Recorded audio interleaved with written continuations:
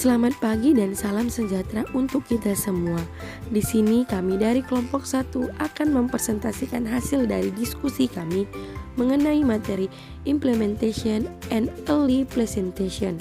Baiklah, sebelumnya izinkanlah kami memperkenalkan diri kami terlebih dahulu. Saya Karin Patricia Situmeang sebagai moderator, Arfandi Sagala sebagai penyaji, Berman Amdas Manulcan sebagai penyaji, Fiona Sianipar sebagai penyaji, Gracia Anjani Tambunan sebagai penyaji, Lamrumenta Asalam Luri sebagai penyaji, dan Melisa Sinaga sebagai penyaji. Baiklah, kami akan memulai presentasi kami. Materi awal akan saya sampaikan. Jadi di sini kami akan membahas mengenai Implementation and Early Presentation. Diskusi ini akan dibagi menjadi 3 bagian, yaitu mengenai identitas jurnal, abstrak, dan isi jurnal. Materi mengenai identitas jurnal akan saya jelaskan. Jadi jurnal yang kami review adalah Implementation and Early Presentation yang ditulis oleh R. Pitchnenbok dengan tahun terbit 1998. Jenis jurnal ini adalah Current Obstetrics dan Gynecology dengan volume 8 dan jumlah halaman sebanyak 4 halaman. Penerbit Harcourt Brace & Co. Ltd. Baiklah, yang pertama untuk abstrak dari jurnal atau yang berisi ringkasan, saya Gracia Anjani Tambunan akan menjelaskannya. Jadi implementasi dan presentasi bergantung pada sifat invasif trofoblast yang pada akhirnya berasal dari lapisan trofectoderm luar blastokista. Jadi meskipun presentasi di tahap awal itu pada manusia dielaborasi oleh trofoblast syncytial primitif, kemudian jaringan diinvasi dan dilakukan oleh sitotrofoblast dari kolom proliferasi fili penahan. Meskipun invasi harus dikendalikan oleh stroma desidua, namun tidak memberikan penghalang pada myometrium oleh jumlah trofoblast yang tinggi selama trimester pertama. Selain invasi stroma atau interstitial, jalur terpisah invasi endovaskular terjadi di desidua dan kemudian di segmen myometrium dari arteri spiral. Karena efeknya yang mendalam pada komposisi kaliber dan dinding pembuluh darah, invasi ini penting untuk memastikan darah ibu yang memadai suplai ke plasenta pada embrio. Ini dicontohkan oleh cacat dalam invasi trofoblast dan aliran darah di komplikasi kehamilan seperti preeklamsia. Baik, terima kasih kepada moderator. Di sini saya akan menyampaikan sedikit mengenai lapisan blastokis dan implantasi. Lapisan blastokis, perkembangan embrio preimplantasi manusia dimulai pada pembentukan blastokista. Mayoritas sel tidak berkontribusi pada perkembangan embrio, tetapi terlibat dalam pembentukan plasenta. Lapisan sel terluar blastokista, trofectoderm, memiliki perlekatan spesifik dan sifat invasif yang penting untuk plasentasi. Dua epitel, trofectoderm dan epitel uterus, bergabung melalui permukaan apikal. Lalu, implantasi. Diawali penetrasi epitel uterus dan membran dasar di bawahnya. Pada manusia, penelitian in vitro menunjukkan jenis intrusi implantasi dengan sel-sel trofoblast yang menyelipkan diri di antara sel-sel epitel uterus yang masih utuh. Selanjutnya, perkembangan memakai spesimen awal dari koleksi Carnegie primordium plasenta pada 7-5 hari. Terdiri dari massa sintial yang relatif padat. Pada 8 hari, lakuna mulai terbentuk dari celah sintium primitif dan diisi dengan darah ibu dengan intruksi trofoblast ke capillae ibu. Sekian mengenai lapisan blastokis dan implantasi. Terima kasih. Baiklah, saya Lamromenta akan melanjutkan presentasi slide 6 dan 7, di mana pada slide 6 itu pembentukan sitotropoblastik dan invasi tropoblast. Pembentukan sitotropoblastik dan invasi tropoblast itu merupakan peristiwa pengembangan mesenkrim ekstraembrionik janin sementara secara bersamaan, di mana sitotropoblast mulai berkembang biak di dalam sistem primitif syncytium dan lacunar yang menghasilkan perkembangan fili plasenta. Pertama kita akan bahas dulu yang pertama itu tropoblast. Tropoblast merupakan sel yang membentuk lapisan luar pastokis, di mana sel ini memberikan nutrisi embrio yang berkembang menjadi bagian besar dari plasenta, di mana terbentuk selama tahap kehamilan dan merupakan sel pertama untuk membedakan dari telur yang telah dibuahi. Terbentuknya sel janin pada stadium blastula disebut dengan blastokista, di mana blastokista ini suatu bentuk yang di bagian luarnya adalah tropoblast dan di bagian dalamnya disebut massa inner cell. Pada masa inner cell ini berkembang menjadi janin dan protoblast akan berkembang menjadi plasenta. Dengan demikian, blastokista diselubungi oleh suatu simpai yang disebut protoblast. Sejak protoblast terbentuk, produksi hormon human chorionic gonadotropin atau HCG dimulai, suatu hormon yang memastikan bahwa endometrium akan menerima resesif dalam proses implantasi embrio. Tropoblast yang mempunyai kemampuan menghancurkan dan mencairkan jaringan menemukan endometrium dalam masa sekresi dengan sel-sel desi2. Sel-sel desi2 ini besar-besar dan mengandung lebih banyak glikogen serta mudah dihancurkan oleh trofoblast. Di desi diatur oleh proses yang kompleks antara tropoblast dan endometrium. Dalam perkembangan diferensiasi tropoblast, sinostropoblast yang belum berdiferensiasi dalam berkembang dan berdiferensiasi menjadi 3, yaitu syncytiotropoblast yang aktif menghasilkan hormon, tropoblast jangkar infrafili yang akan menempel pada endometrium, dan yang ketiga itu ada tropoblast yang invasif.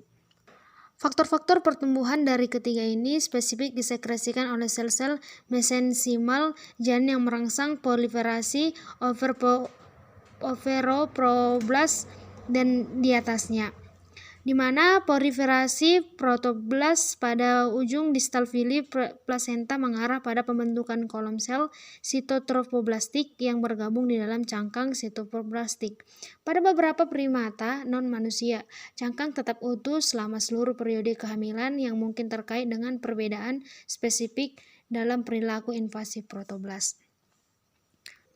Invasi tropoblast diatur oleh pengatur kadar hormon human chorionic gonadotropin atau HCG, di mana syncytiotropoblast menghasilkan HCG yang akan mengubah sitotropoblast menyekresikan hormon non-invasif, di mana tropoblast yang semakin dekat dengan endometrium menghasilkan kadar HCG yang semakin rendah dan membuat tropoblast berdiferensiasi dalam sel-sel jangkar yang menghasilkan protein perekat plasenta, yaitu tropopteronektin, di mana tropoblast pada ibu akan menunjukkan retikulum endoplasma yang jelas dan pelebaran ruang antar sel dengan akumulasi bahan granular.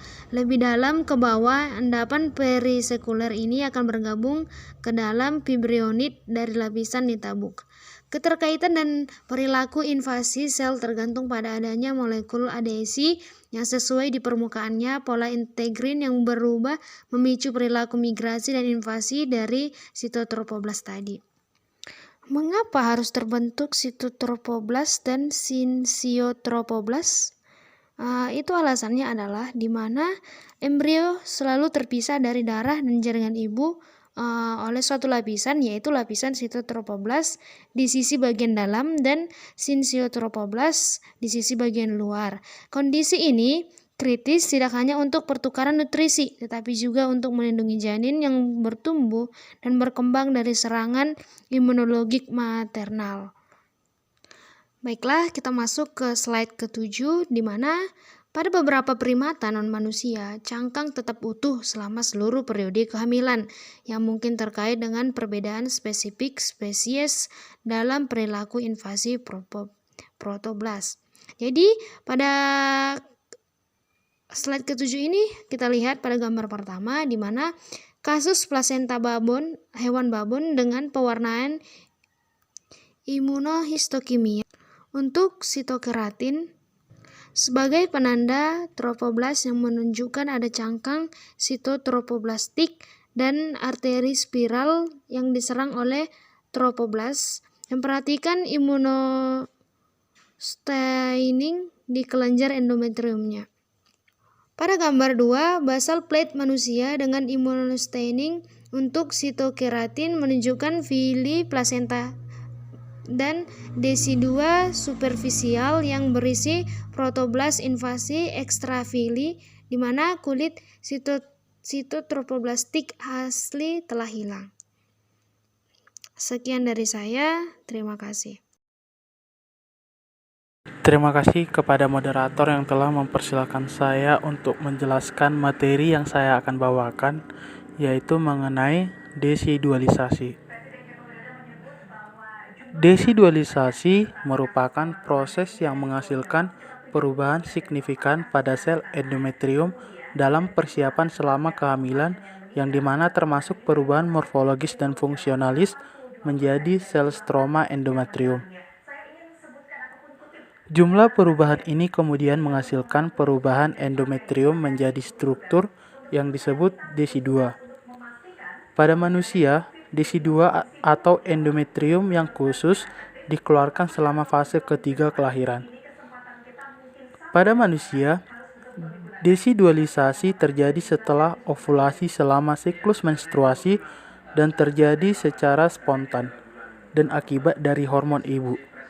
Dan desidualisasi berperan dalam pembentukan plasenta antara ibu dan janin dengan memediasi invasi sel trofoblast. Pada saat kehamilan, janin memperoleh makanan atau nutrisi dari ibu hamil melalui plasenta, di mana trofoblast merupakan sel yang ada pada bagian ovum yang akan berkembang menjadi plasenta. Pada materi yang akan saya bawakan, dijelaskan bahwa desi2 manusia harus cocok dengan trofoblast pada dinding rahim dengan cara terkontrol, di mana aspek penting desidualisasi adalah memodifikasi matriks ekstraseluler untuk substrat yang tepat untuk menginvasi trofoblast. Sel trofoblast sendiri dapat mengekspresikan sitokin yang sama yang dapat bertindak dalam mode autokrin dengan cara stimulasi atau penghambatan. Konsep yang sering dijumpai dalam literatur adalah erosi desi2 yang menunjukkan bahwa setidaknya beberapa lapisan jaringan desi2 dihilangkan dengan invasi trofoblast. Sekian yang mungkin dapat saya sampaikan mengenai materi desidualisasi. Atas perhatiannya saya kembalikan ke moderator. Terima kasih. Baiklah, saya akan menjelaskan invasi trofoblast. Invasi trofoblast adalah proses diferensiasi yang unik di mana sel mengadopsi beberapa sifat dari endotel maternal. Proses ini berlangsung secara abnormal. Pada awal invasi, terjadi pada awal kehamilan oleh Trophilus problast yang terjadi di dinding rahim ketika sel poblastik dan sitotrophoblastik, maka terbentuk cangkang dan terjadi pada dua jalur, di mana jalur pertama adalah jalur invasi interstitial. Pada invasi interstitial dilakukan oleh sitotropho di sepanjang desidual dan stroma myometrium. Pada minggu ke-8 bergerak dari stroma desidual dan myometrium. Sel sitoproblastik bergabung menjadi multisel dan kecepatan semakin menurun dan akhirnya menghentikan invasi. Pada jalur kedua adalah endovaskular, di mana hal ini dimulai dengan beberapa arteriol dan arteri tempat plasenta oleh trofoblast, selanjutnya migrasi secara retrograd melawan arah aliran darah. Waktu di mana ini migrasi dimulai pada manusia tidak diketahui, tetapi dalam rhesus monyet trofoblast endovaskular telah terdeteksi pada hari kelima setelah implasi. Faktor pada jalur yang pertama adalah komponen matriks ekstraselular yang diproduksi oleh hormon HCG, HPL, dan steroid. Stimulasi autrin dan interstitial trofoblast yang berinteraksi dengan pembuluh darah. Sedangkan pada proses jalur kedua, dinding di pembuluh darah arteri spiral mempersiapkan pembuluh untuk bermigrasi. Yang selanjutnya terjadi di sel trofoblast endovaskular. Lalu sel trofoblast endovaskular bergabung dalam arteri spiral dan mengantarkan pembuluh darah ibu ke plasenta.